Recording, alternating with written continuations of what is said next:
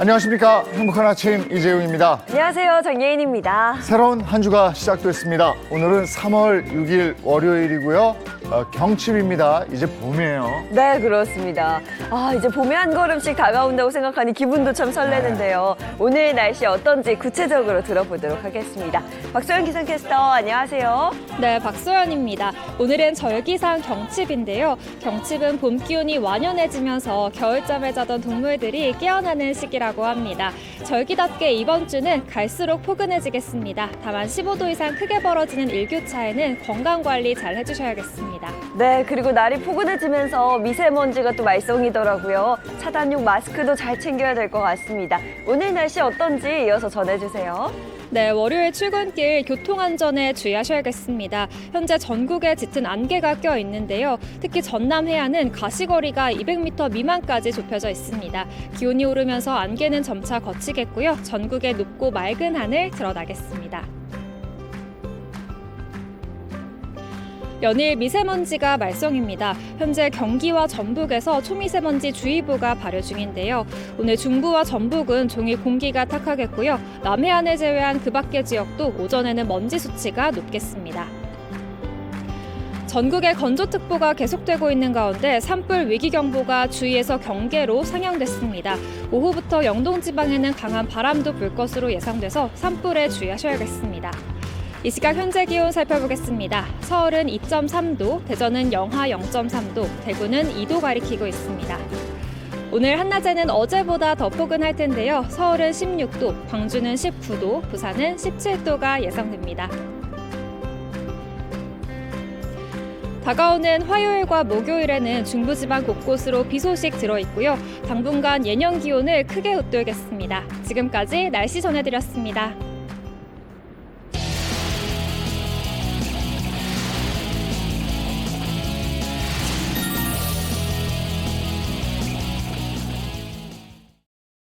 화제 이슈를 발빠르게 전해드리는 모닝 브리핑 순서입니다. 허주연 변호사와 함께합니다. 어서 오세요. 안녕하세요. 첫 번째 이슈부터 전해주시죠. 네, 첫 번째 이슈 신발 한 짝의 덜미입니다. 길거리에서 마주친 여학생을 강제추행하고 달아난 이 50대 남성이요. 시민의 눈썰미로 범행 10분 만에 붙잡혔습니다.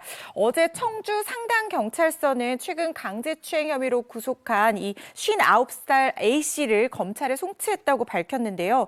A씨 지난달 20일 밤 12시 7분쯤 청주시 상당구 석교동에서 귀가 중이던 여학생을 쫓아가서 꼈는 등 이 강제추행한 혐의를 받고 있습니다.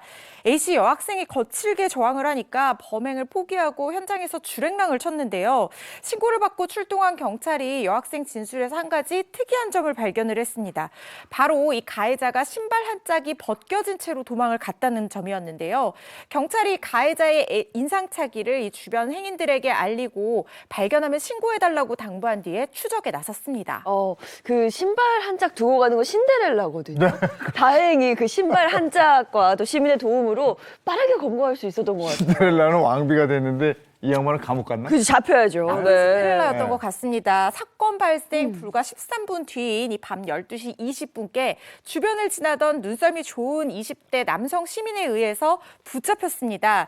B 씨는 이 시민인데요. 이 신발 한 짝만 신은 채로 주변을 돌아다니던 이 가해자를 발견을 하고는요. 맨손으로 제압한 뒤에 경찰에 넘겼습니다. 경찰 조사했더니 이 가해자는요. 이 강도상해죄로 복역을 하다가 출소한 지 불과 하루 만에 이런 범행을 또 저지른 것 같다고 합니다. 경찰 조사에서 가해자가 진술하기로는 술에 취해서 기억이 나지 않는다 이렇게 얘기를 했다고 하는데요. 경찰이 이 가해자를 구속해서 검찰에 넘기는 한편 이 검거에 공을 세운 이 시민 B 씨에게는요. 감사장과 또 신고 포상금을 수여했다고 합니다. 위험을 무릅쓰고 또 이렇게 용기를 낸 시민께 박수를 쳐주지만 이거는 이런 일이 있을 때마다 말씀드리지만 아무나 할 수 있는 일은 아닌 거예요. 예. 자, 다음 이슈 전해주시죠. 네, 다음 이슈 빚내서 빚 갚는 청년들입니다. 3곳 이상 금융회사에서 돈을 빌린 이 다중채무자 10명 중 3명은요. 30대 이하 청년층인 것으로 조사가 됐습니다. 어제 한국은행이 발표한 이 다중채무자 현황 자료에 따르면 지난해 3분기 기준 다중채무자 중 이 30대 이하 청년층은 139만 명으로 전체 다중채무자 447만 3천 명의 31%를 차지한 것으로 나타났습니다. 청년층 다중채무자의 이 대출 잔액은요, 무려 155조 1천억 원입니다. 1인당 평균 대출 잔액은 약 1억 1,158만 원이었습니다. 다중채무자 말씀드린 것처럼 이 3개 이상 은행에서 돈을 빌린 사람을 얘기를 하는데요. 빚을 빚으로 돌려막기 하는 경우가 많습니다. 최근 가파른 금리 상승으로 인해서 대출 상환 부담이 급격하게 늘어난 것으로 분석이 되고 있습니다. 네, 그런데 앞서 언급해드렸던 그 청년층을 포함해서 빚으로 빚을 돌려막는 다중채무자가 굉장히 크게 늘어나고 있다고요. 네, 말씀드린 것처럼 특히 30대 이하 다중채무자의 이 빚 규모가 최근 3년간 급격히 늘어났습니다. 2019년 말에는요, 129조 1천억 원이었는데 대출 잔액이 이것과 비교해서 28.1% 증가했고요. 같은 기간 1인당 평균 다중채무 잔액이 1,600만 원가량이나 증가를 했습니다. 뿐만 아니라 60대 이상 고령층에서도 이 다중채무 문제 심화된 것으로 나타났는데요. 지난해 3분기 기준으로 해서 60대 이상 다중채무자 수는 57만 명이고요. 이들의 총 대출 잔액은 73조 4천억 원으로 집계가 됐고 1인당 평균 대출 잔액은 약 1억 2,900만 원에 달한다고 하는데요.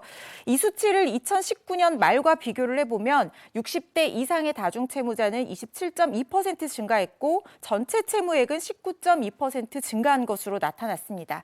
다중채무자 증가폭으로 보면 이 전체 연령층 중 60대 이상이 가장 컸습니다.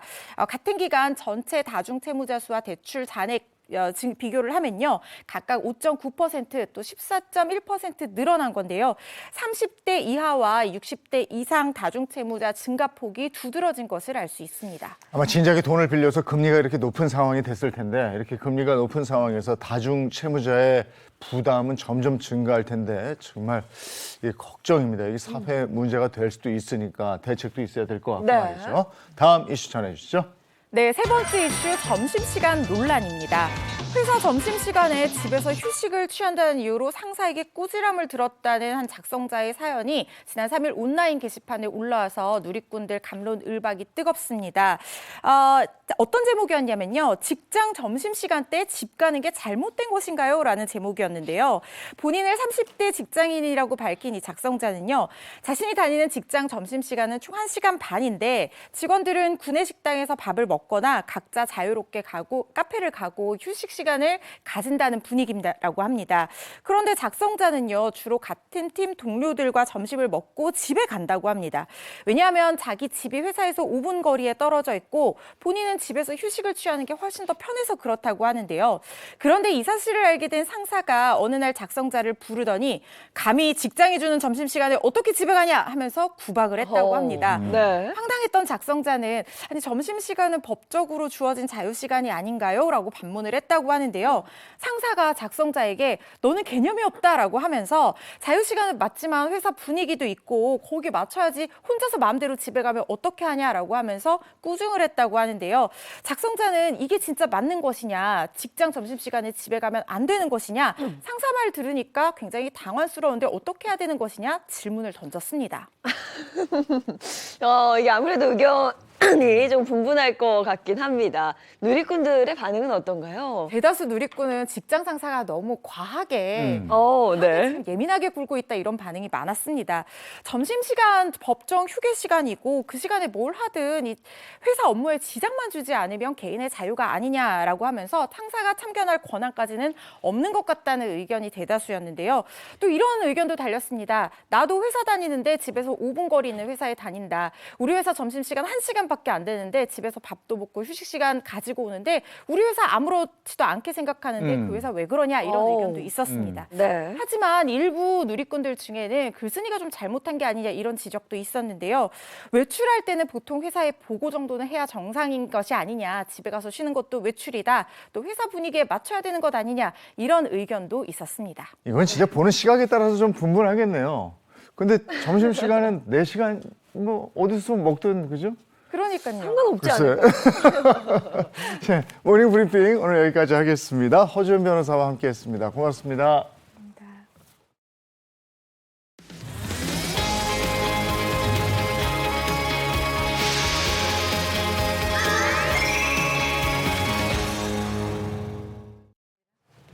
예, 더 핫한 경제 진행하도록 하겠습니다. 이민준 기자 그리고 박수림 씨 어서 오세요. 안녕하세요. 네, 반갑습니다. 자, 첫 번째 얘기부터 갈까요?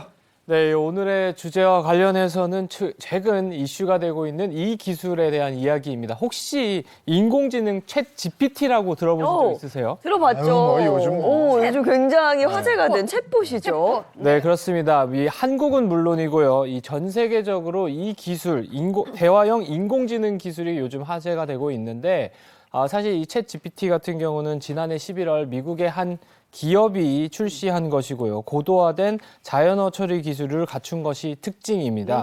뭐 예를 들어서 나는 교수인데 대학생을 대상으로 한 방송 개념을 설명하는 자료를 만들어줘. 뭐 분량은 3단락 정도 되고 예시는 1개 이상 들어줘. 이렇게 질문했을 때 네. 인공지능 챗봇이 요구사항을 반영해서 이 자연스러운 답변을 채 1분도 안 되는 시간 안에 답변해준다는 것이 특징입니다. 아니 요즘 이 얘기 많이 네. 들려요. 그리고 이거 경험해봤다는 친구들 얘기 들어봐도 어떤 질문을 해도 그럴듯하게 대답을 하고요. 가끔 농담도 건네고 이럽니다. 그래요. 진짜 놀라운 거죠. 그 인공지능이 바둑으로 인간을 이겼던 게 2016년이거든요. 약 7년 정도가 흐른 지금 이렇게 많이 더 좋아진 걸 보면 많은 분들 놀라실 것 같긴 합니다. 네, 그렇습니다. 이 챗 GPT 열풍으로 요즘에 이 AI가 인간을 대체하는 것 아니냐 하는 이 두렵다는 반응도 좀 있고요. 또 해외 AI 기술력이 지금 엄청 잘 나가고 있는데 네. 우리나라는 좀 더 박차를 가야 되는 거 아니냐 하는 이야기도 있습니다. 제가 좀 알아보니까요. 국내 기업들 같은 경우도 AI 연구 개발에 이 거대한 자본과 시간을 투입해서 기술력이 굉장히 올라왔다고 합니다. 그래서 오늘 준비한 주제는요. 이 AI로 이런 것도 가능해. 국내 인공지능 기술의 최신 현황입니다. 요즘 AI 열풍을 보면 그 굉장히 다국적 기업, 공룡 기업인 IT 기업들이 선도해 나간다 이런 생각이었는데 우리 기술력도 만만치 않을 거란 말이에요. 네네. 우리 기술력은 지금 어디까지 와 있습니까? 네, 이 먼저 소개해드릴 기술은 한국어로 특화된 이 인공지능 챗봇 A 서비스입니다. 이 통신사 중에요 한 곳인 S사가 만든 기술인데요. 이 서비스는 S사에서 일찍이 AI 언어 모델 중요성을 좀 인식하고요. 2018년부터 AI 언어 모델 개발에 착수를 했습니다. 특히 초거대 AI GPT에 이용되는 데이터가 주로 영어 기반이기 때문에 한국어 AI 중심의 토종 GPT 개발에 직접 투자를 하게 된 건데 그 후 지난해 2022년 5월 인공지능 A 서비스를 안드로이드 오픈 베타 버전으로 공개했고요. 여기에 자체 개발한 GPT 기반 한국어 특화 버전이 탑재됐다고 합니다. 대단해. A 서비스는 캐릭터와 소통해서 자연스러운 문장을 만들고요. 네. 또 감정을 기반으로 한 자유 대화까지 가능하다는 것이 특징입니다. 언어 인공지능의 중요성을 미리 파악하고 일찍부터 이 한국어에 특화된 AI 서비스를 개발했던 거네요. 근데 이 대화라는 게 뜬금없으면 안 되거든요. 맥락이라는 게 있어서 전에 했던 얘기가 이어지는 거예요. 그럼요. 챗봇이 이게 가능합니까? 네, 말씀하신 대로 이 장기 기억 기술이라고 하는 것이 챗봇의 가장 중요한 핵심 기술 중에 하나입니다. 그래서 이 S사 같은 경우는요, A 서비스에 오래된 정보를 이 대화에 활용하는 장기 기억 기술을 탑재해서 서비스 고도화에 나섰습니다.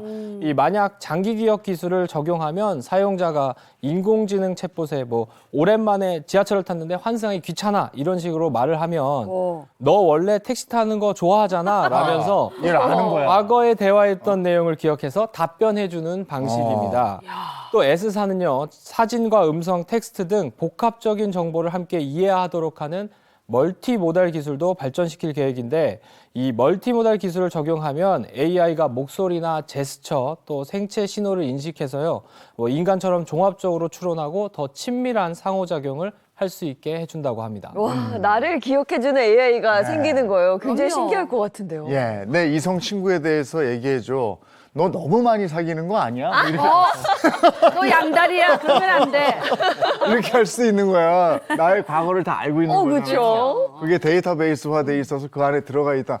야, 또 다른 기술은 어떤 게 있습니까? 자, 이번엔 제가 준비했습니다. 인간처럼 이미지를 이해하는 AI를 만들고 있는 바로 엘사입니다.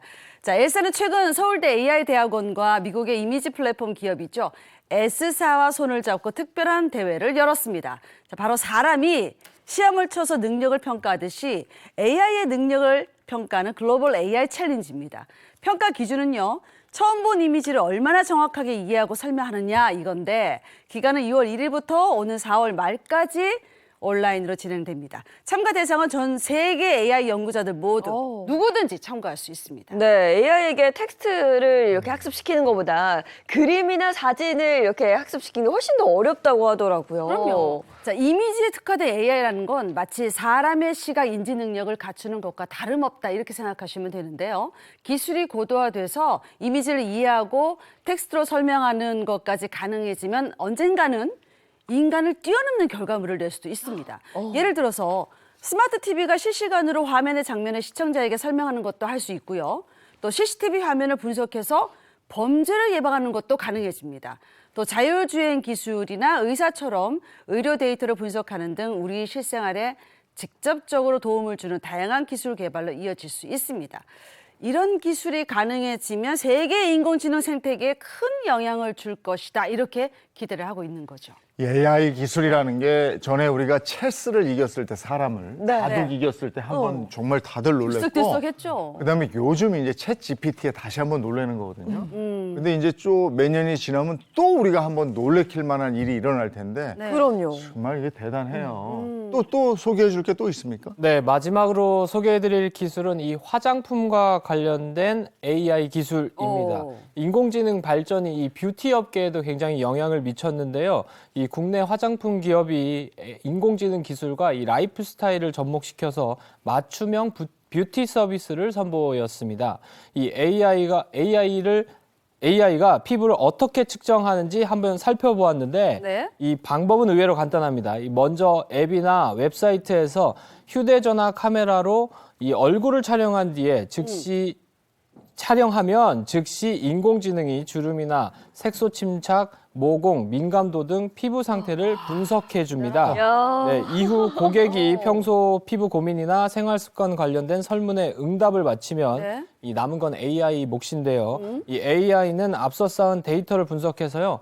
나에게 맞는 두 가지 효능 성분을 찾아내고 최종적으로 맞춤형 화장품을 만들어준다고 합니다. 와, 오. 어제 미세먼지 굉장히 심했잖아요. 제가 야외 활동을 운동을 좀 했는데 그러면 지금 이제 피부 상태가 안 좋을 거란 말이죠. 다 아는 거지, AI 는. 이걸 딱 파악해서 그렇지. 딱 맞는 화장품을 추천해 줄 수 있다는 거네요. 네, 그렇습니다. 이 또 고체나 액체 같은 이 화장품 제형에 대한 것도 개인마다 좀 다른데 AI가 계절이나 식습관 또 생활 습관 등을 고려해서 내 피부에 맞는 가장 적합한 제형도 추천할 수 있다고 합니다. 근데 그러나 아무리 인공지능 시대가 되어도 이 인간의 손길이 더 필요한 부분도 있잖아요. 그렇죠. 그래서 이제 구매 후 4주간 1대1 매니저 서비스를 통해서 전문가의 상담도 가능하다고 하니까요. 관심 있는 분들은 좀 참고하시면 좋을 것 같습니다. 와, 국내 인공지능 기술이 정말 이렇게까지 발전을 했습니다. 앞으로 우리나라만의 독창적인 AI 기술로 우리를 또 한 번 놀라게 해주길 기대하고 있겠습니다. 이제 조만간 AI가 내 친구이자 좋은 자야 이런 시대가 나오겠어요. 그럼요. 아이고 오늘 준비한 경제 소식이 여기까지였고요. 이제 자동차로 넘어갑니다.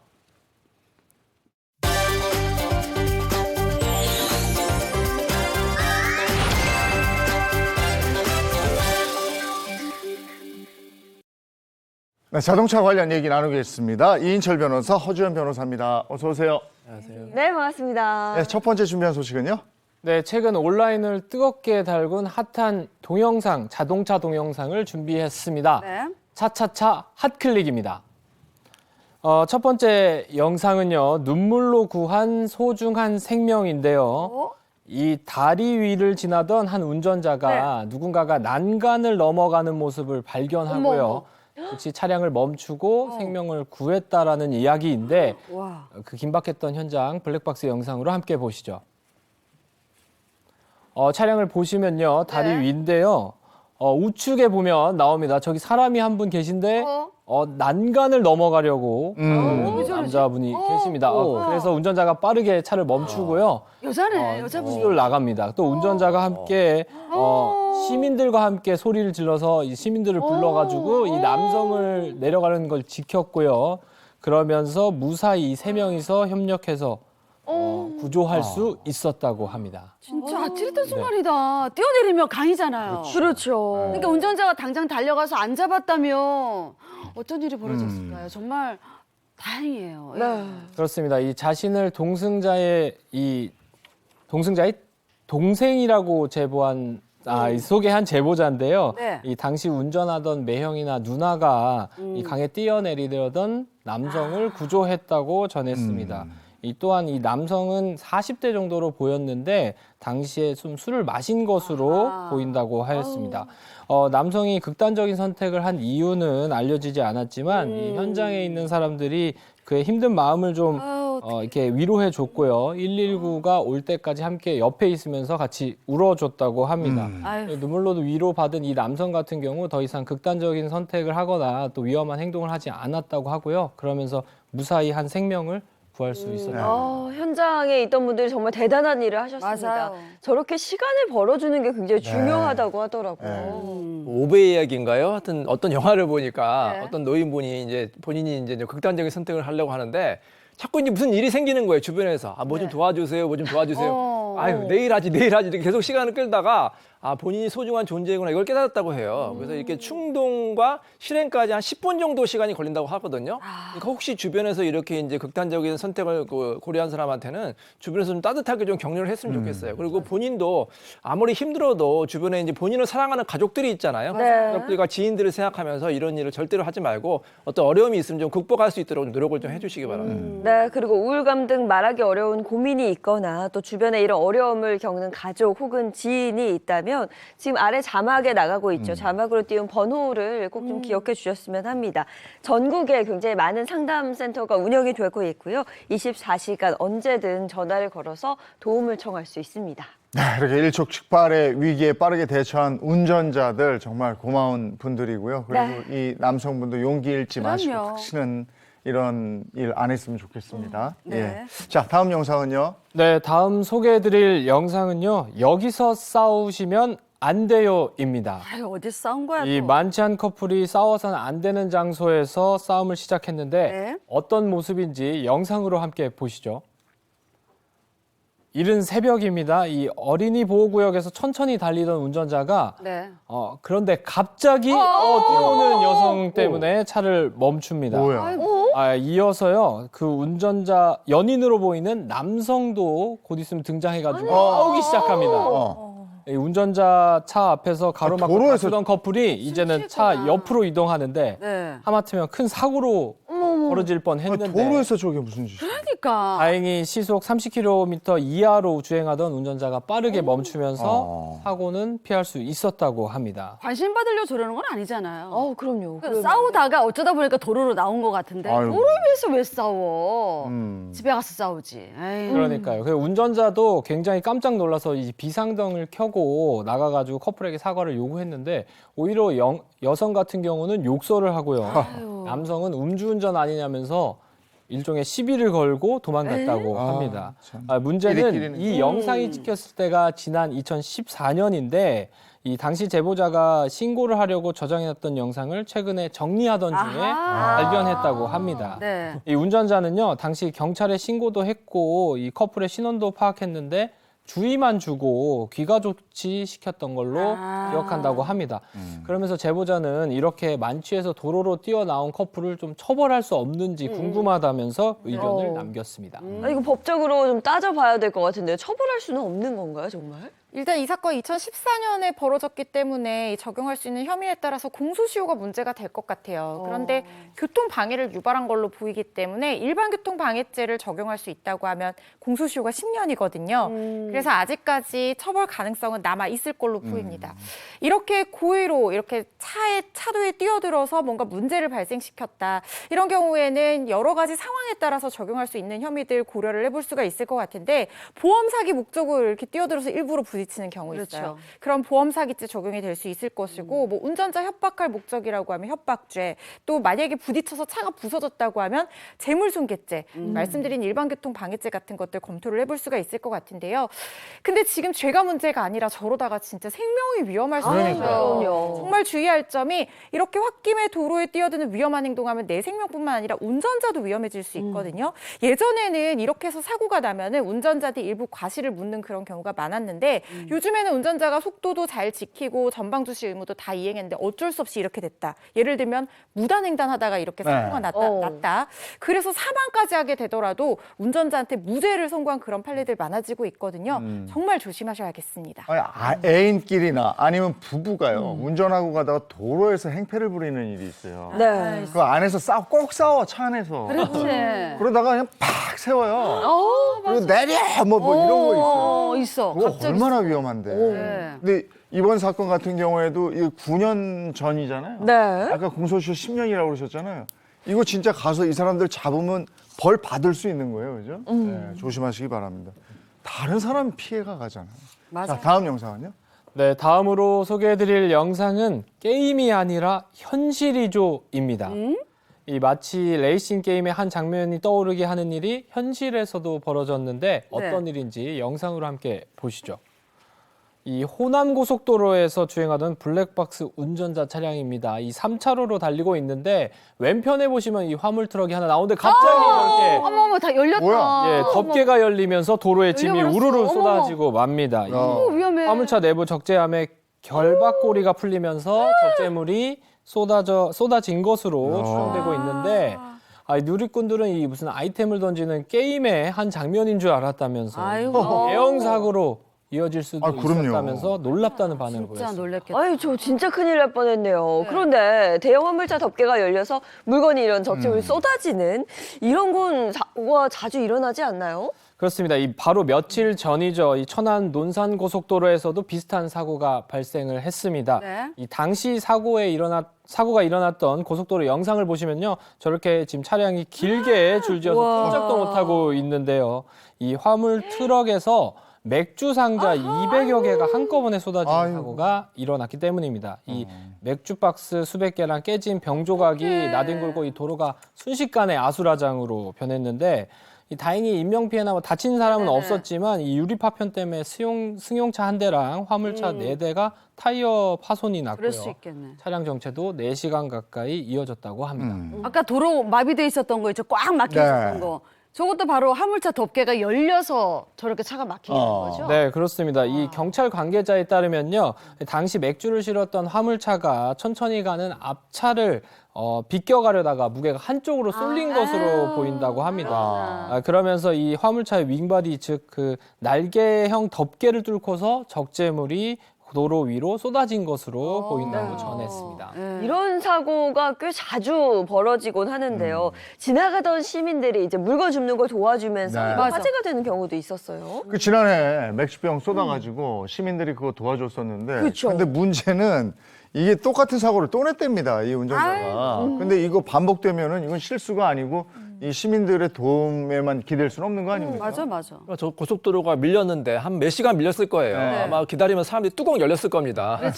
이렇게 그 덮개 포장 같은 걸 하지 않을 경우에는 화물 자동차 운수 사업법에 이제 규정이 되어 있는데요. 만약에 이를 어기면 6개월 이하의 사업 정지 행정처분과 함께 1,000만 원 이하의 과태료가 부과될 수 있는데 사실 이게 굉장히 위험한 행동이거든요. 네. 저도 이제 가끔 고속도로 운전하다 보면은 아슬아슬한 경우가 많아요. 네. 적재함을 제대로 하지 않고 그다음에 막 이삿짐 같은 경우에도 막 그냥 너무 가득하게 실어가지고 막 그게 쏟아지는 경우도 있는데 본인뿐만 아니라 이제 뒷차 그다음에 이제 이렇게 도로를 이제 마비시키는 행동이기 때문에 주의하시고요.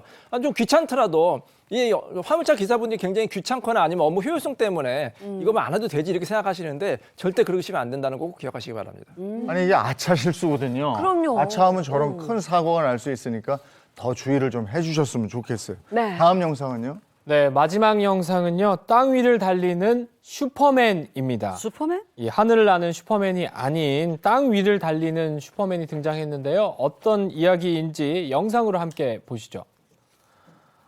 네, 이 목발을 짚고 걷는 할아버지가 횡단보도를 건너고 있는데요. 맡기겠어. 싫어 네, 맡기겠어. 그런데 이 절반도 아이고. 가지 못한 상황에서 보행자 신호가 바뀌게 네. 됩니다. 저봐. 네, 이 신호를 받은 차량들이 움직이면서요, 이 자칫 위험한 상황이 펼칠 수 있는 상황인데요.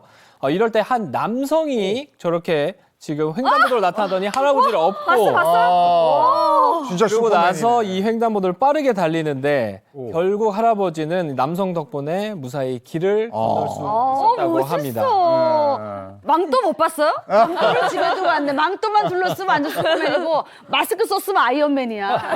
너무 멋있어요 완전히. 네, 그렇습니다. 이 블랙박스 영상 제보자 눈에도 그렇게 네. 보였던 것 같습니다. 이 제보자는요, 횡단보도 위에 할아버지가 굉장히 다리가 불편한데 걷고 계셨는데 앞으로 나아가지를 못한다면서 당시 상황을 회상했습니다.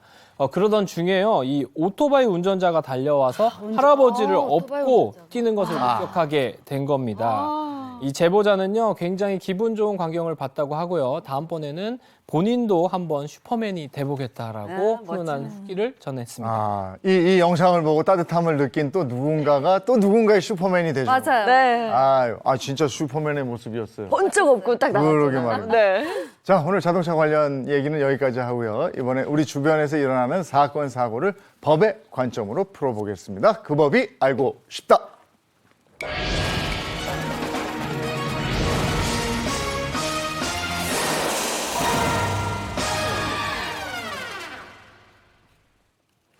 그 법이 알고 싶답니다. 이민준 기자, 이번에는 어떤 주제를 준비했어요? 네, 이번에 그 법이 알고 싶다. 이번에 준비한 주제, 오늘의 주제는요, 이 아무리 친해도 이건 아니지 친구의 불륜을 도와준 잘못된 우정입니다. 자, 잘못된 우정과 관련된 실제 사건을 꽁트로 준비해봤습니다. 유부녀 역할은 제가 하고 친구 역할은 장예인 씨가 하고 두 여성에게 속은 남성 역할은 우리 이재용 님이 하시면 되겠습니다. 사연 속으로 고고! 저한테는 아주 친한 친구가 하나 있습니다. 요즘 말로 찐친이라고 하죠. 서로 눈만 봐도 무슨 생각하는지 알 정도로 친한 친구입니다. 얼마 전에 저는 뜻밖에도 제 찐친의 비밀을 목격하고 말았습니다. 자기야, 우리 저기 있는 거 맛있는 거 먹자. 수림아. 야, 여기서 보네. 야, 근데 옆에 계신 분은 누구? 내 친구 예인이구나. 여기서 볼 줄 몰랐네. 이분이 누구냐 하면은 안녕하세요. 저 수림 씨 남친 된 사람이에요. 남친이요? 말도 안 돼. 아니, 우리 수림이는 결혼. 결혼이요? 수림 씨는 분명 싱글이라고 그랬는데. 결혼. 저기 하고 싶은 남자가 있다 그래서. 그분이셨구나. 수림 싱글 맞습니다. 역시 그랬군요. 네. 그럼 다음에 저는 정식으로 인사를 드릴게요. 네. 이만. 네. 벌써 가게? 고마워 예인아. 남편한테는 나 바람 피우는 거 비밀이다. 진짜 비밀이야. 너 진짜 왜 그렇게 사니? 야, 알았어. 일단 오늘 일은 내가 잠깐 눈 감아주고 못 본 걸로 할게. 찐친 최고야 너. 그렇게 우정을 위해 친구의 바람을 눈 감아줬지만 제 노력이 무색하게도 친구는 남편에게 바람을 걸리고 말았습니다. 그런데 난감한 일이 생겼습니다. 바람을 피는 건 친구인데 저까지 연대 책임을 지라는 겁니다. 예인 씨 정말 너무하네요. 수림 씨가 미혼이라면서요. 결혼한 지 17년 차라는데 이게 어떻게 된 일입니까? 너무 친한 친구라서 그만. 저 진짜 나쁜 의도로 그런 건 아니에요. 정말 죄송합니다. 됐습니다. 저는 거짓말하는 사람이나 덮어주고 저는 똑같다고 봐요. 두 사람 다. 두 사람 모두한테 소송 걸었으니까 이따 법정에서 봅시다. 아니 바람 핀 건 친구인데 저도 같이 책임을 지라고요? 다행이다 같이 책임져서. 괜히 친구의 바람을 눈 감아주려다 저까지 덤터기 쓰게 생겼습니다. 우정을 지키느라 그런 거였는데 설마 저도 책임을 져야 됩니까? 이거 너무 억울합니다.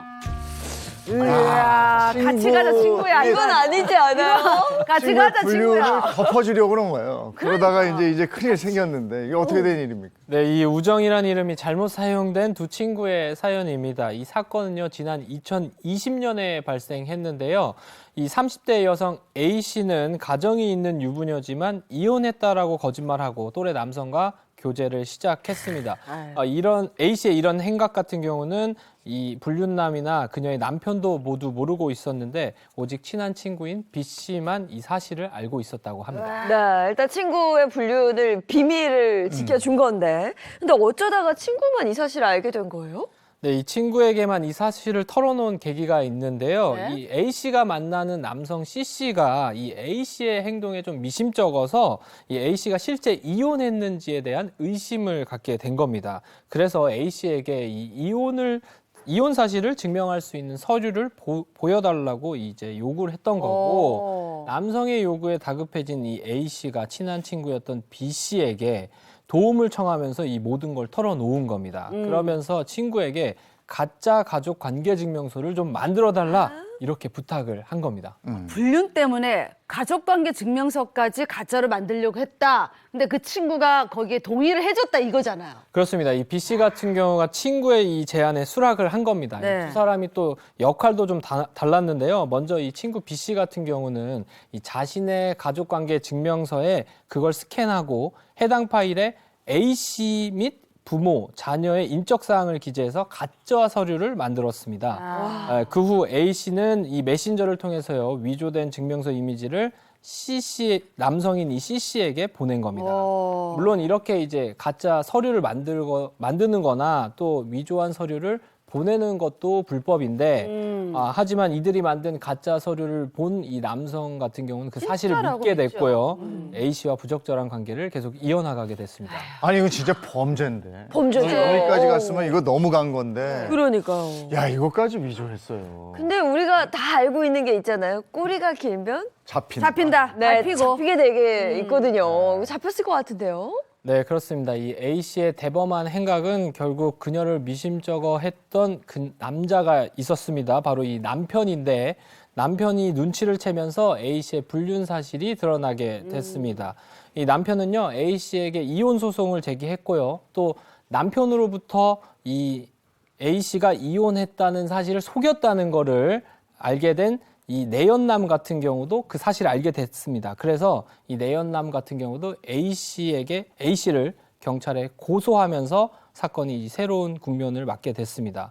그런데 이 사건으로 난처해진 건 A 씨뿐만이 아니라 그 친구인 B 씨 또한 가짜 가족관계 증명서를 만드는 데 도와준 혐의로 그럼요. 수사를 받게 된 겁니다. 이 경찰 조사에서 A 씨는 이 친구 B 씨와 함께 공문서를 위조했다라고 범행을 인정했고요. 반면 B 씨는 이 억울하다면서 혐의를 부인했습니다. 야 이거 공범이 된 거예요. 근데 이거 판결은 어떻게 났습니까? 이제 가끔 상담하다 보면은 이런 경우가 있어요. 남편과 남편 친구를 좀 같이 소송해 주세요. 아니 아내 친구를 같이 소송해 주세요. 왜요? 그랬더니 그 친구들이 그렇게 이제 막 꼬드긴다는 거예요. 놀자, 누구 만나라 이렇게 네, 해서 맞아요. 순진한 자기 남편과 아내가 이제 벌였다고 네. 하는 경우가 있는데요. 이렇게 이제 문서까지 위조하면서 하는 거 굉장히 좀 높은 그러네. 형을 받을 수가 기준이 있어요. 나쁘죠. 그러니까 위조 공문서 행사죄가 될 수 있어서 이게 이제 벌금형이 없고요. 아예 그냥 10년 이하의 징역형을 받을 수 있는 큰 범죄라는 거 기억하시길 바라고요. 왜냐하면 이 서류라는 것은 이 공신력이 있지 않습니까? 우리가 네. 사실대로 믿는데 이걸 위조한다는 것은 굉장히 큰 범죄니까 꼭 기억하시기 바랍니다. 네, 근데 가짜 가족관계 증명서를 위조한 거 네. 이게 잘못이라는 건 우리가 다 알고 있잖아요. 근데 놀라운 게 단순히 남에게 전달만 해도 형사처벌을 받을 수 있다. 이 부분인 것 같아요. 이게 가짜인지 알고도 전달했을 아. 경우 이것도 형사처벌 대상이에요? 자기가 지금 바꿨잖아요. 살짝만 바꿔서 수정해서 주는 건데 뭐 어때? 아니면 바꾼 거 내는 건데 뭐 어때? 내는 건 행사거든요. 그런 것들 다 공문서 위조, 변조 또는 행사죄로 처벌받게 될 수 있습니다. 그런데 공문서가 뭔지 모르는 분들도 자주 계세요. 우리 주민등록증, 운전면허증, 여권 이런 것들 다 공문서 범위에 해당을 하고요. 이런 가족관계 증명서 당연히 공문서 범위에 해당을 합니다.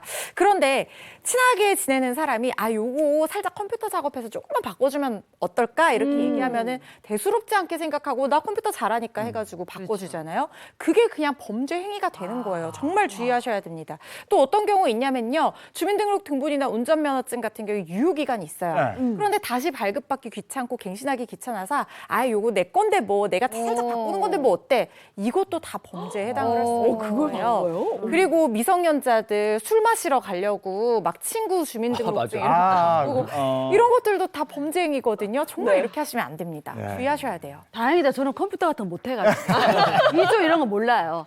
근데 불륜으로 민사소송 갔다는 얘기는 많이 들었는데 불륜으로 형사소송까지 갔다는 얘기는 잘 못 들었는데 이런 일이 좀 비일비재해요. 실제로 한 어떤 기혼 여성이 다른 이제 그 남자를 만났는데 그 남자와 그 아내에게 이제 보여주기 위해서 이렇게 서류를 위조한 경우가 있었어요. 나 이렇게 왜냐면 왜 이렇게 이런 일을 하냐면 같이 이제 그 기혼남과 기혼여가 만나는 경우가 있거든요. 서로 약속을 하는 거예요. 우리 이제 서로 이혼하고 만나자.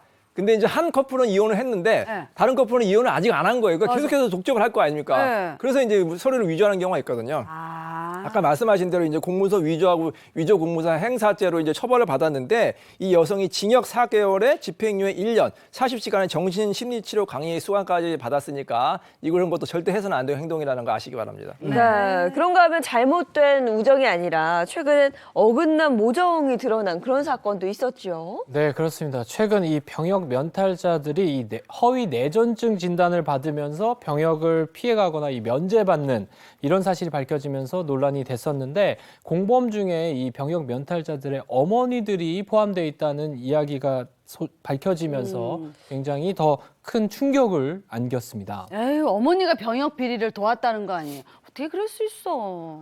그러니까요. 이들은요, 이 내전증 증상을 허위로 신고하거나 이 브로커로부터 이 병역 면탈 시나리오를 받아서 아들에게 제공하는 등 이 적극적으로 범행에 가담했다고 조사됐습니다. 이 가령 병역 면탈자 어머니인 A 씨 같은 경우는요, 내전증 진단으로 아들의 병역 면제 또는 감면을 받게 하려고 지난해 5월 그 아이가 쓰러졌는데 의식이 없다면서 119에 허위 신고를 했었고요. 이 또 다른 병역 면탈자 어머니 B 씨 같은 경우는 브로커의 지시대로 이 한 병원의 응급실에 가서 아들이 과거에 가벼운 발작 증세를 일으키기도 했다면서 그 뇌전증 허위 진단서를 받도록 도운 것도 밝혀졌습니다. 아들 병역 면제를 위해서 부모가 도왔다. 이게 뭐 잘못된 모전, 부정 뭐 이렇게 되는 건데. 네. 근데 주도하는 분들도 있어. 부모가 우리의 군대 안 보내려고 일부러 작정을 더? 하고 주도하는 분들 어떤 처벌을 받습니까? 일단은 뭐 본인뿐만 아니라 부모도 처벌을 될 수가 있고요. 이제 병역법에 보면은 이제 이 속임수를 써가지고 병역을 이제 면탈한 경우에는 1년 이상 5년 이하의 징역형에 이제 처할 수가 있고요. 또 만약에 어떤 또 공무집행을 방해할 경우에는 공무집행 방해죄도 돼서 경합범이 돼서 이제 중하게 처벌될 수가 있어요. 그래서 군대 한 18개월 안 가려다가 교도소 뭐 그 이상 갈 수도 있거든요. 그러니까 이런 행동 절대 하시면 안 되겠습니다. 아들 병역 비리 엄마가 도와줬다면 그럼 가족 공범이 되는 거잖아요. 그렇죠. 그럼 엄마도 같이 처벌받을 수 있는 거 아닌가요? 다 같이 공범이 되는 거죠. 지금 굉장히 이게 문제가 되고 있어요. 뇌전증이라는 것이 사실 중간중간에 뭐 증상이 나타나거나 이럴 수가 있어서 굉장히 속이기 쉬운 질병이라고 해서 지금 대대적으로 전수조사하고 있는 상황이거든요. 그런데 가족이나 지인이 예를 들어서 평소에 이런 증상 나타났어요. 이렇게 목격자 행세를 하거나 허위로 119에 신고해 주거나 이런 걸로 증거를 자꾸 만든단 말이에요. 그렇게 되면은 병역법 위반이나 위계에 따른 공무집행 방해 이런 혐의로 같이 처벌될 가능성이 있습니다. 그리고 이 검찰과 병무청이 말씀드린 것처럼 다 이 허위 내전증 병역 비리에 대해서 조사를 하면서 여러 가지 범행 정황들 속속 드러나고 있는 상황인데요. 만약에 이걸로 인해서 보충역으로 군복무를 조금 쉽게 마쳤다. 나중에라도 밝혀지게 되면은 처벌도 받고요. 재복무, 군에 다시 가게 될 수 있습니다. 그리고 예전에는 1년 6개월 이상 징역형 받게 되면은 병역 의무가 실형 받았으니까 면제되죠. 하더라도 면제가 된다 이랬었는데 이제 시행령 바뀌었어요. 그래서 군대 처벌도 받고 군대를 다시 가게 되는 이런 상황이 생길 수 있거든요. 따로따로가 됐네요. 그러니까요. 이야. 그런데 사람들이 얘기하잖아요. 남자분들 제일 꿈 중에 제일 악몽이 군대 다시 가는 꿈이라고 하잖아요. 맞아요. 이렇게 병역 면탈하려고 꼼수를 쓰다가는 진짜 이 최악의 악몽이 현실로 될 수 있으니까요. 절대로 이렇게 하시면 안 됩니다. 네, 병역 빼려고 막 이러는 사람들 뉴스에서 보면은 뇌전증 얘기 많이 나오는데 그게 옛날로 치면 간질 그거죠. 맞습니다. 발작 일으키고. 예. 이게 누군가를 돕겠다고 한 일인데 그게 범죄 행위인데 그 범죄 행위를 도왔다. 그럼 같이 공범이 되는 거예요. 네. 이거는 돕는 게 아니고 네. 그런 거 하려고 그러면 사실 말려야죠. 말리는 게 맞습니다. 그게 도와주는 거죠. 자, 여기까지 해야 되겠네요. 그 법이 알고 싶다. 고맙습니다. 고맙습니다.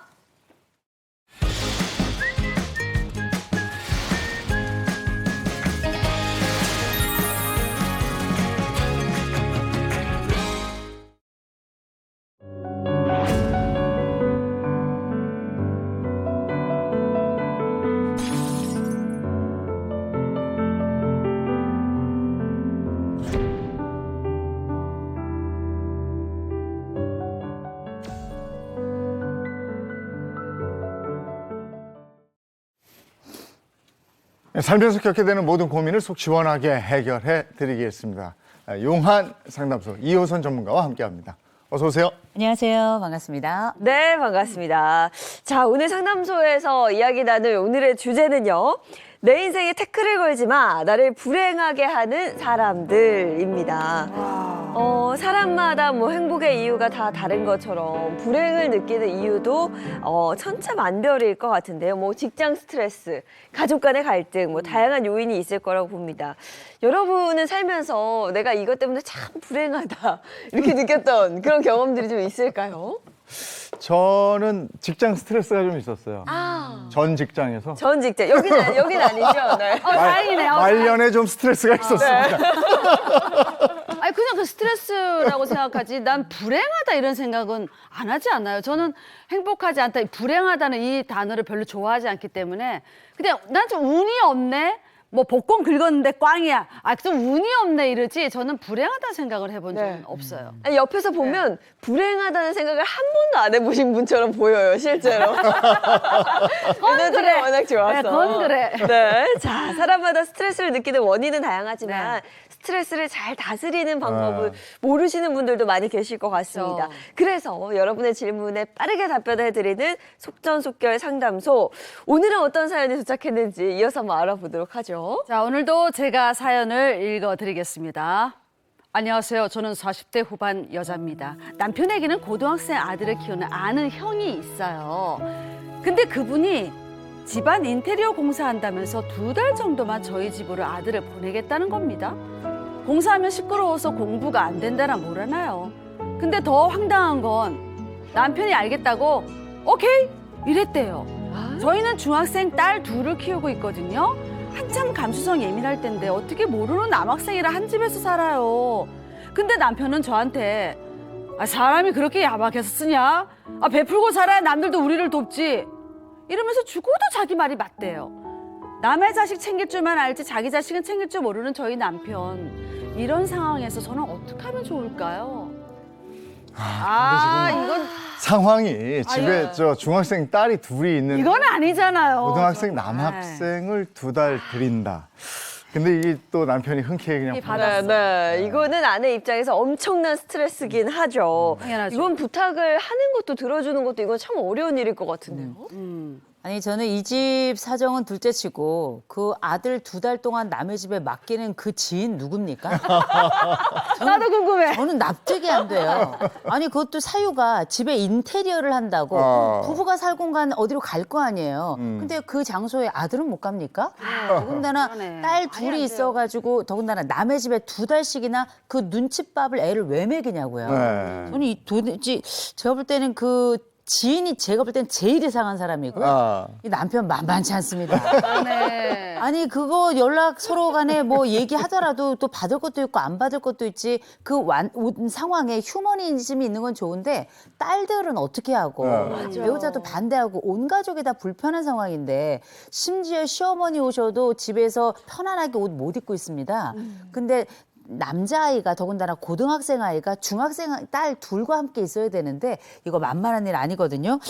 저는 이 가족도 참 뭐하지만 그 지인 누군지 좀 만나보고 싶습니다. 아니 뭐 집을 예쁘게 리모델링 하려고 인테리어 한다기보다는 뭔가 뭐 누수가 있었거나 무슨 하자가 생겼겠죠. 그래서 어쩔 수 없이 인테리어를 할 수는 있어요. 그럼 부모는 그 집에 있어. 그럼 아들은 공부를 해야 되니까 보내야 되는 상황이다. 이해가 되긴 해요. 그런데 저는 아이들의 입장을 더 중요하다 생각해요. 그 딸 2은 낯선 남자가 들어와. 이제 아이돌 같은 스타가 들어오면 어머 완전 최고냐. 엄마 너무 좋아. 와 이럴 수 있겠지만 얼마나 부담스럽겠어요. 친척도 부담스러운데 아이, 그럼요. 2달 동안 그렇게 있으라 그러면. 오늘은 네. 그 보낸 분, 그분도 같이 상담을 좀 받아야 될 것 같은데 그러네. 어쨌든 남편분하고 그 지인하고는 굉장히 막역한 사이인 것 같고 네. 근데 남편분은 그냥 덜컥 본인 혼자 결정해서 통보를 해버렸어요. 여기서 이제 문제가 생기는 거죠. 친한 사이. 그건 아닌데 정말. 그렇죠. 이 남편이 이제 가만 보면 나쁜 사람은 아닌 것 같아요. 아, 그럼요. 다른 사람에 대한 호의도 굉장히 크고 더군다나 지인에 대한 부탁을 그래도 아이가 오갈 데가 없으니까 그 아이를 일종 한 2달 정도만 함께 하겠다 이런 제안이니까 이게 나쁘진 않은데 이런 인류 복지사들이 가지고 있는 좀 단점이 있습니다. 그게 뭐냐면 본인은 타인에게 굉장히 좋은 사람이 되지만 나머지 희생은 가족들이 책임져야 된다는 거예요. 이거 사실 만만한 일이 아니고 이런 분들은 되게 가족 빼고 모든 이에게 홍익 인간인 거죠. 그러면 이 가족에게는 사실 이 남편 혹은 이 아빠가 되게 원망스러운 사람이 돼요. 맞아요. 그래서 되게 동네 복지사하고 부처님 가운데 토막이고 인간예수고 이런 분들 보면 가족들의 희생이 그 뒷배경에 다 탄탄하게 바치기 때문에 이게 가능한 거거든요. 네. 이 딸들은 아버지 원망스러울 거고요. 이 아내도 상의 없이 또 얘기했지만 받아들여지지 않는 남편이 굉장히 원망스러울 겁니다. 네. 아니 부탁을 해도 모자랄 판에 저는 정말 화가 나는 게 아내한테 남편이 그러잖아요. 사람이 그렇게 야박해서 쓰나. 마치 못된 사람을 만들잖아요. 맞아. 그런. 이런 대화의 방법도 좀 잘못된 것 같습니다. 저희는 어떤 솔루션을 드릴 수 있을까요? 만약 우리가 이런 상황이 닥친다 하면 누구에게 제일 먼저 물어봐야 될까요? 가장 피곤하고 힘들 사람에게 물어봐야 될 거예요. 그건 당연히 가족일 테고 맞아요. 가족 중에서도 딸들에게 먼저 물어봐야죠. 맞아요, 딸들. 낯선 오빠랑 산다는 게 아이돌이 오면 아이돌도 따로 사니까 아이돌이지 같이 사는 아이돌 아니에요. 그렇지. 맞아요. 그래서 가장 힘들고 어려울 사람에게 반드시 동의를 거쳐야 된다는 꼭 말씀드리고 또 한 가지 이렇게 다른 사람에게만 귀를 기울이고 우리 가족에게는 귀를 기울이지 않는 그 사람들이 있거든요. 가족 중에 이런 경우라면 보통 어떻게 남만 챙기고 어떻게 우리는 이렇게 안 챙겨? 당신이 사람이야? 뭐 이렇게 다그치는 경우들이 많이 있는데 이렇게 외부에게만 잘하는 사람들에게 화를 내죠. 그럼 이분들은 면죄부를 받는 거예요. 아, 내가 여기 이 집에서 이미 욕을 먹었으니까 여기서는 내가 할 말이 생겨난 거거든요. 대신에 이런 분들은 기본적으로 이 온도가 있는 사람이고 불쌍함 또 안타까움, 연민에 반응하는 분들이기 때문에 이런 분들에게는 내가 가지고 있는 속상함, 내가 가지고 있는 무기력감, 가족으로서의 슬픔 이런 것을 먼저 꺼내 놓아야 비로소 귀가 가족에게로 갈 거예요. 그래서 우리가 이분들 냉정한 사람이라고 생각할 수 있습니다만 그렇진 않습니다. 다만 이분들이 움직이는 그 버튼의 방식, 이들이 움직이는 그 목소리의 톤 이런 것들을 먼저 고려하셔서 내 슬픔 먼저 이야기하고 그다음에 요청 사항을 이야기하는 이런 방식을 사용하시는 게 그나마 상황이 날 것 같고요. 그리고 저 같으면 이 고등학생 우리가 2달 같이 살기 전이거든요. 네. 그 부모 만나야 돼요. 네. 얘가 얼마나 힘들지에 대해서 얘기하셔야 돼요. 그럼요. 네, 고민 해결에 도움이 되셨으면 하고요. 이제 본격적인 주제에 대해서 얘기를 나눠보겠습니다. 네, 자 오늘은 잘 나가는 친구 때문에 아하. 불행함을 느낀다는 사연 준비했습니다. 저희가 실제 사연을 바탕으로 재구성해봤습니다. 오늘의 사연 함께 보시죠. 안녕하세요. 저는 경기도에 사는 50대 여자입니다. 못난 말인 줄 알지만 저는 제 친구가 너무 부러워요. 얼마 전에 고등학교 동창회를 갔다 왔거든요. 거기서 저랑 친했던 친구를 만났는데 정말 깜짝 놀랐어요. 외제차에 고급 코트에 무슨 사모님처럼 걸어오더라고요. 알고 보니까 회사 다니다가 거래처 대표랑 눈이 맞아서 결혼을 했대요. 한마디로 결혼하고 팔자 핀 거죠. 그 뒤로 친구 집에도 몇 번 가봤는데 부촌으로 소문난 동네에서 살고 있더라고요. 담장도 높고 집은 또 어찌나 의리의리한지 눈이 호강하는 기분이었어요. 근데 문제는요. 제가 이 친구만 만나고 오면 자꾸 우울해져요. 괜히 집에 있는 남편 얼굴만 보면 짜증나고요. 부부싸움도 몇 번 했네요. 저희도 맞벌이로 애들 둘 키우면서 진짜 열심히 살았거든요. 근데 저렇게 성공하지도 못할 거 뭐하러 그렇게 아등바등 살았나 싶어요. 또 이런 말 하는 것도 웃긴데 학교 다닐 땐 제가 공부도 잘하고 인기도 많아서 친구가 절 부러워했거든요. 근데 시집 잘 간 친구가 저보다 잘 사는 걸 보니까 이래서 사람 팔자는 못 이긴다는 건가? 내가 박복해서 그러나? 하는 못난 생각이 드네요. 저 진짜 못났죠. 자꾸 이러지 말아야지 하는데 마음처럼 안 되네요. 잘 나가는 친구가 밉고 자꾸 우울해지는 마음을 어떻게 하면 좋을까요?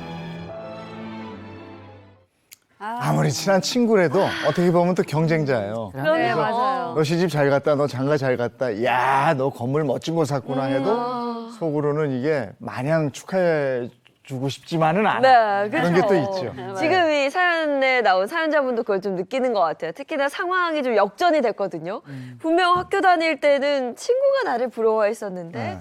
지금 이제 내가 가질 수 있는 거 없는 것들 너무 많이 가지고 있는 사연들은 소장님은 어떤 생각하셨어요? 아휴, 하여튼 친구 잘 되는 거 좋은데 제일 좋은 건 내가 잘 되는 거죠. 그렇죠. 근데 사실 우리가 이런 경험 다 하셨을 거예요. 막상 옛날에는 내가 더 괜찮은 조건에 늘 우월감 가지고 살았는데 지금 현재 우연히 또 오래간만에 만났더니 상황이 완전히 역전되고 완전히 달라진 경우들이 생기는데 이건 정말 말 못할 속쓰림입니다. 그래서 이게 소화제로도 이게 해결이 안 되는 경우가 굉장히 많거든요.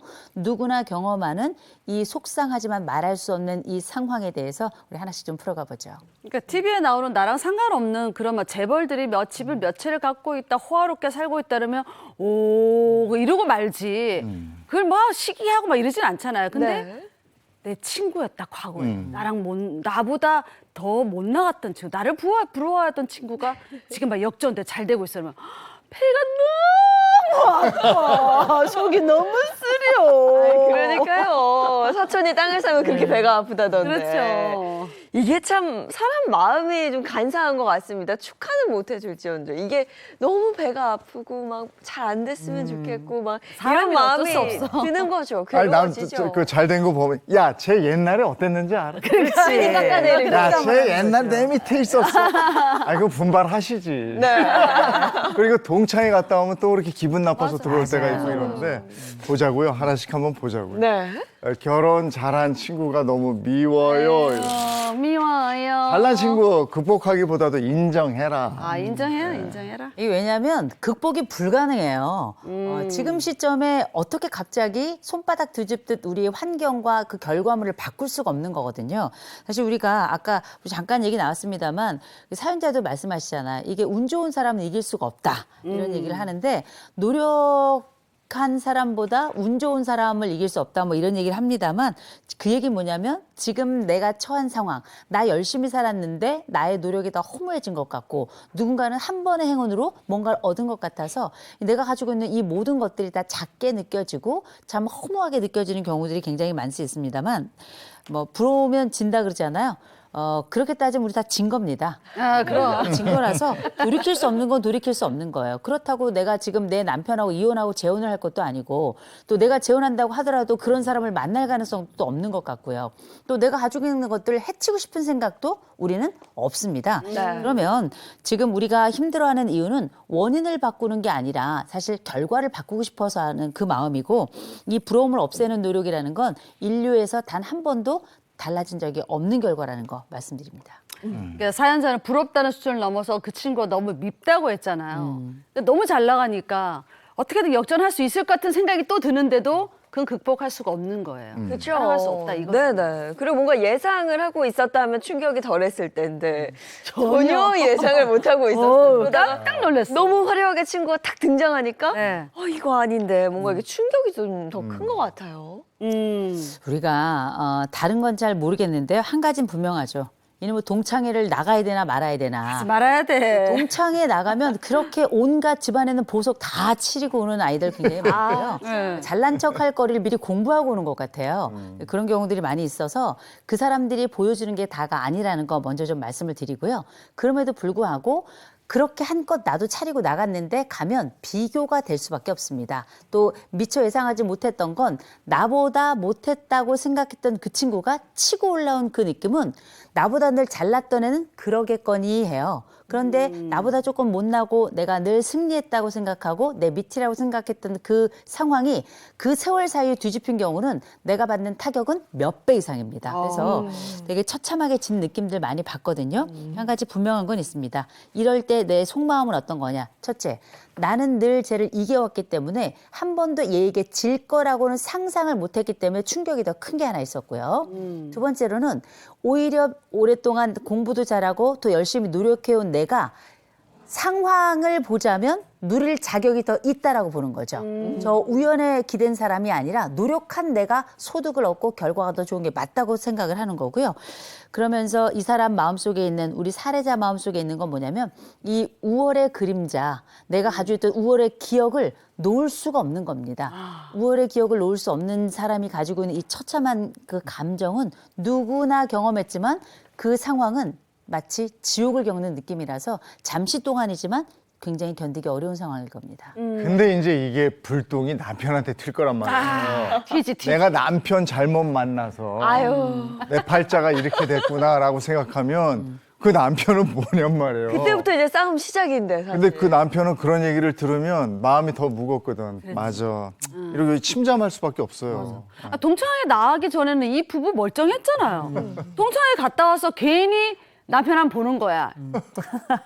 이 인간 만나지 말았어요. 노력을 하네, 노력을. 더 멋진, 더 잘 나가는 남자 만났으면 내 팔자 이러지 않을 텐데 괜히 뭐 왜 그래 이렇게 될 거 아니에요. 네. 눈치 주게 되고. 싸움 그건 부부 사이가 틀어지게 되는 거예요. 그렇죠. 근데 부부 싸움을 하면 네. 할수록 결국 손해는 내 손해거든요. 네. 우리가 다 알고 있고 이게 친구의 성공을 더 이상 이제 극복할 수 없다는 걸 인정해야 되고 알고 있으니까 좀 나아질 것 같긴 해요, 상황은. 인정하는 게 사실 가장 빠른 방법입니다. 근데 무엇보다 우리가 내 남편 위아래로 쳐다본다고 해서 뭐가 나오지 않아요. 근데도 알고 있죠. 머리로는 그게 아니라는 건 알고 있는데 네. 마음에서 이렇게 나도 모르게 치미는 감정이 있거든요. 네. 이게 감정이 어떤 거냐면 마치 바닥에 떨어진 꿀 같아요. 끈적이고 여전히 달콤한 냄새는 나는 건 아는데 먹을 수는 없단 말이에요. 맞아요. 이런 감정들이 올라오는데 사실 이 남편이 뭘 잘못했나요? 아니죠. 맞아. 남편 괜찮은 사람이고 그리고 이 남편하고 살아왔던 내 세월을 생각해보면 나도 괜찮은 사람이에요. 다만 지금의 상황이 우리를 흔드는 건데 이때 감정은 진짜일까요? 가짜죠. 남편에게 화가 난 게 아니라 사실은 엄밀히 말하면 나 내 자신에게? 안에서 올라오는 내 자신에 대한 감정에 이 화가 난 거기 때문에 어떻게 보면 지금 내가 외롭고 또 고통스러운 상황이다 이 말을 한마디로 한다면 마치 폐위된 왕 같은 느낌일 거예요. 그리고 이 재산을 잃어버린 부자 같을 거고요. 그러나 이건 어떻게 사실이 아닙니다. 내게 주어진 것을 나는 열심히 살았고 어느 순간에 비교 환경 속에 들어가니까 내가 초라하고 바보처럼 느껴지고 이런 바보처럼 느끼는 내가 이상하다는 걸 알기 때문에 더 화가 나는 거거든요. 그러나 보편적 감정이에요. 특별한 감정은 아닙니다. 그래서 이런 감정들은 너도 느끼고 나도 느끼는 거라서 이 감정은 시간이 굉장히 소요되고 시간이 꼭 필요해요. 네, 그 말씀 드립니다. 그리고 이게 사람이요. 초년운, 중년운, 말년운이 있는데 지금 중년운이 그 친구만 못하다고 지금 생각을 하셔도 말년에 더 잘 될 수 있으니까 네. 그걸 생각하시면 조금 기분이 풀릴 수 있을 것 같고 그리고 학창 시절 얘기를 자꾸 하시는데 이게 학교 성적하고 그 인생에서의 성적하고는 이게 다른 거예요. 완전히 다르죠, 사실. 네. 이렇게 자꾸 비교할 필요는 없는 것 같고. 그리고 또 친구와 비교할 수 없게 내가 성취하고 이러는 것들이 있거든요. 그렇죠. 그 부분에 좀 집중을 하는 게 더 중요하지 않을까 그런 생각이 좀 들어요. 근데 사실 우리가 입장을 바꿔놓으면 옛날에 나보다 잘 나가고 잘났던 애보다 중년에 말년에 내가 더 잘나면 그것도 더 신나는 일이거든요. 그럼 이 얘기는 뭐냐면 네. 지금 사례자와 이 친구는 과거의 우월과 열등의 관계가 이제 뒤집힌 겁니다. 그래서 엄밀히 말하자면 옛날 평생 아주 오랫동안 우월감을 가지고 있던 사례자거든요. 상대적으로 그 친구는 평생 오랜 시간 동안 이 사례자에 대해서 열등감을 느꼈을 거고요. 이참에 이 동창회 한 김에 그 친구가 집에 한번 데리고 간 거예요. 번쩍번쩍하게 오고 집에 멋있는 거 쫙 보여주면서 지금까지 열등감을 상쇄하고 있거든요.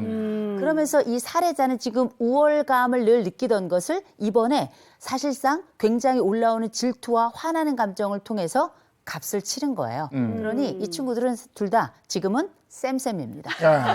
자, 여기서 이제 역전의 기회가 있어요. 말년이 있는데 이거 스트레스 받아서 건강해지면 말년까지 안 좋아져요. 네.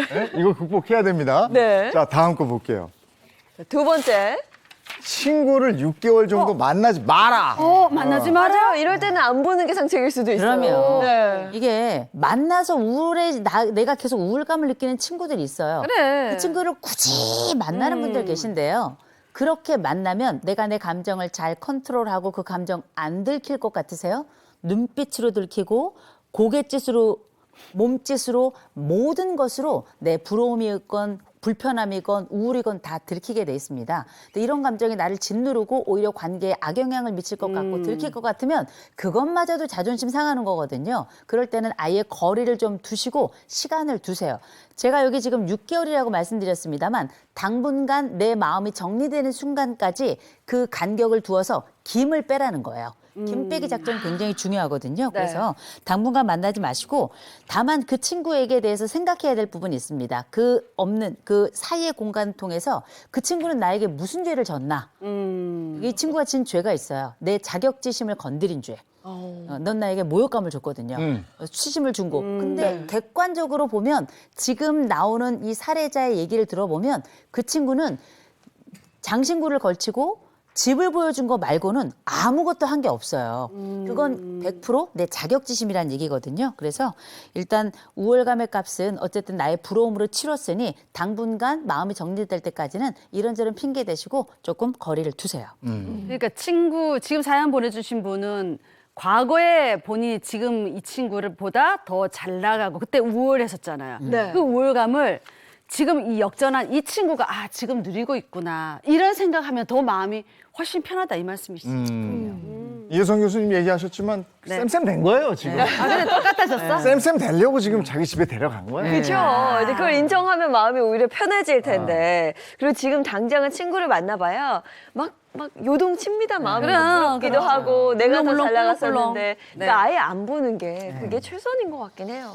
그래서 제가 얼마 전에 드라마를 하나 봤는데 이제 무슨 이렇게 뭐 광고회사 이런 뭐 한 드라마인데 거기 보니까 거기 주인공 그 방에 이렇게 그 모토가 써 있더라고요. 이끌든가 따르든가 비키던가. 이런 말이 써 있는데 내 마음을 이끌던가 아니면 뭐 지금 현실을 그냥 아예 인정을 하던가 아니면 내가 가지고 있는 현실에서 잠시 비켜나는 것도 괜찮습니다. 그래서 우리가 알고 있는 이 현실을 무조건 맞닥뜨리고 대응하고 대면해서 직면한 다음에 해결 이것만이 책은 아니거든요. 그래서 흔히 손자병법의 가장 최고 수는 도망가는 거다. 뭐 36개 줄행라 이런 얘기 나옵니다만 우리가 감정 시원하게 털어낼 방법이 때로는 없는 경우도 있어요. 그럴 경우에는 감정을 좀 식히는 것만으로도 우리의 관계나 내 마음에 대한 상태는 많이 평정될 것이다 말씀드리고요. 그리고 그거 부끄러운 거 아니에요.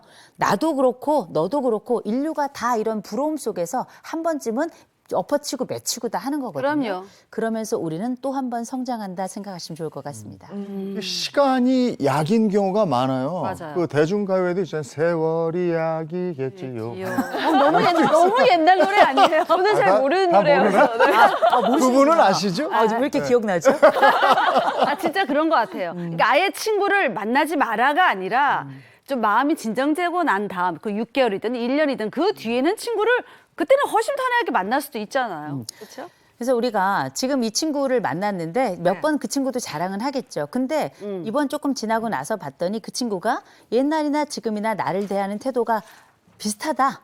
별 차이가 없는 것 같다라고 판단이 된다면 그 친구는 잃지 마세요. 왜냐하면 괜찮은 친구예요. 가끔 우리가 친구한테 마음빚 갚고 싶은 순간이 있어요. 마음빚이 때로는 내가 은혜 입은 것을 갚기도 하지만 때로는 복수하고 싶은 마음이 생기기도 하거든요. 그 친구도 나 이제 이렇게 잘 살아. 나 네 밑에 있는 사람 아니거든. 이걸 보여줘서 말 그대로 쌤쌤 됐으니 우리는 이제 새로운 출발선에 선 겁니다. 그러니 기억하시고 뭐 그 친구 돈 많잖아요. 잘 됐어요. 나한테 돈 꿀 일 없고요. 또 그 친구가 돈이 많다면 나중에 야 내가 아는 애가 이렇게 잘 사는 애가 있어. 이런 자랑거리도 되는 거니까 그 친구가 인격적으로 예나 지금이나 한결같이 괜찮은 부분을 가지고 있다면 그럼. 그 관계의 편금값을 기억하셔서 그를 여전히 좋은 친구로 대하는 것도 우리 사례자의 품이 아닐까 싶습니다. 그리고 왜 만났을 때 좋은 사람이 있고 반대로 만났을 때 뭔지 모르게 안 좋은 사람이 그래, 있어요. 맞아요. 이게 악연이야, 악연. 인연이 아니고 악연인데 그런 사람을 좀 피하는 방법도 일단은 우리가 만나면 좋은 친구이지만 또 좋은 사람이 서로 만나요. 그래서 악연을 피하는 방법은 아주 간단합니다. 안 만나는 게 제일이고요. 맞아요. 그러나 불가피하게 만나야 되는 관계들도 있잖아요. 그럴 땐 최소화하는 방법을 어떤 수를 강구해서라도 찾으시고 무엇보다 어쩌다 만나는 조건을 일부러라도 만드셔야 돼요. 그래서 성인이시라면 분가를 하시는 것도 좋습니다. 왜냐? 가장 불가피하게 만나야 되는 사람은 가족이거든요. 그러면 맞아요. 그렇구나. 아, 좋다. 네, 이효선의 용한 상담소였습니다. 고맙습니다. 고맙습니다. 세월.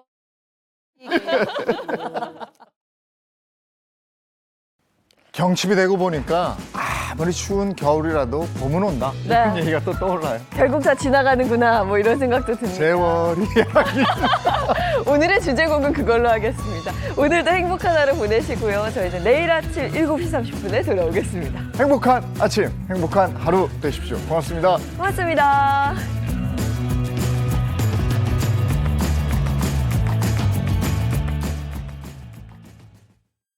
채널 A